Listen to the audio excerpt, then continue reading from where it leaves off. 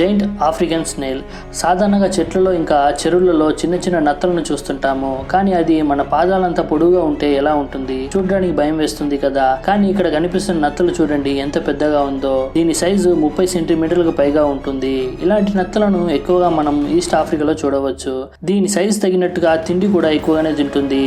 దాని దారిలో వచ్చిన వాటిని ఏది వదిలిపెట్టదు. ఇది సుమారుగా 500కు పైగా వేరే వేరే చెట్లను తింటుంది. పచ్చగా ఉన్న ప్రదేశాన్ని బంజరు భూమిగా మారుస్తుంది. కాబట్టి ఈ నత్తలు చీడ పురుగుల కింద వస్తుంది. ఈ నత్తలను హెర్మాఫ్రోడిటిస్ అని అంటారు. హెర్మాఫ్రోడిటిస్ అంటే ఒకటేసారి మేల్ ఇంకా ఫీమేల్ గా ఉండగలదు. అందువలన ఇది ఎక్కువ పిల్లలు కూడా కంటుంది. ఇది వెస్ట్ ఆఫ్రికాలోనే కాకుండా ఫ్లోరిడాలో కూడా మనం చూడవచ్చు.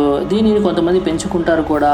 కానీ పెంచుకోవడంలో ఒక రిస్క్ ఉంది. ఆ రిస్క్ ఏమిటంటే దీనివల్ల బ్యాక్టీరియాస్ అనేది ఎక్కువ అవ్వచ్చు. అది కొన్నిసార్లు మానవులకు హానికరం కావచ్చు. ఇలాంటి ఇంట్రెస్టింగ్ వీడియోస్ కోసం ఛానల్ని సబ్స్క్రైబ్ చేసుకోండి.